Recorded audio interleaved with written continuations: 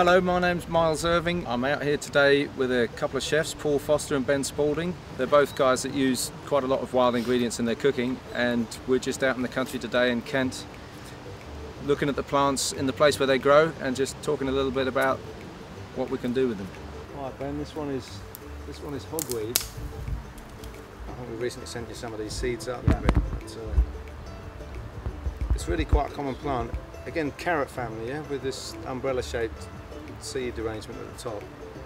I think there's some really interesting notes in there. Maybe a bit of cardamom, a bit of citrus, even orange. Right. And we cook that right down, just get that real intense aromatic flavour, and it goes great from poaching meat and stuff like that. So of course we've got one of the commonest and most well-known wild foods here, just this common stinging nettle.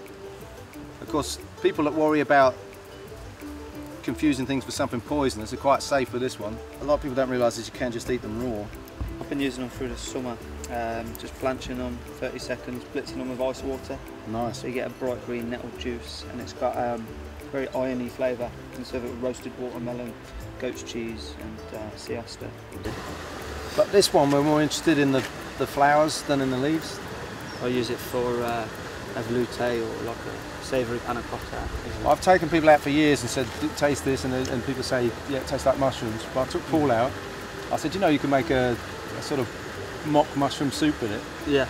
Well, he went straight back and did exactly that. Yeah. Does it come out good? Yeah. Oh, it's incredible. I used about 10 buds to about 500 ml of liquid, and the flavour is just so powerful. Just behind us, we've got some mugwort. This is quite an aromatic plant. Actually, the traditional use for this in Europe is stuffing geese with the dried leaves. Really, you need an infusion from that. You wouldn't want to eat it as it is. Yeah. But there's a lot of flavour in it. So the freshness. Oh right, so you're not using the flowers, Paul. You're using the leaves. I'm using the leaves. Yeah. Wow. The young green bright leaves that when they're a bit younger, they've just got a much more delicate flavour. Actually, I'm going to start using them again soon. They're organic, just literally like a jam. Literally, I just put the whole lot. I'd crush them up a little bit, a rolling pin in a big tub, just to break them down a bit, make them easier to pass through a fine mesh. So just behind us here, boys, we've got some mallow, but it's not a plant called marshmallow, and that's where the sweet gets its name from. People used to dig it up and boil the root. Marshmallow is one that grows down by the coast. It's very similar to this, and that infusion from the root would be the basis for marshmallow. What is it, gelatinous, is it? Or? It's very gelatinous. Okay. And if you boil these leaves up, the liquid's quite gelatinous too. So strictly speaking, you could make a green marshmallow just using the leaves. Most people think you have to get right out into the wilderness to do a bit of foraging, but here we are standing on the corner of a housing estate in my village with one of my more recent discoveries, which is this lovely plantation of sea buckthorn berries. This is a plant we do normally go right down to the coast to get. Amazingly flavourful berry.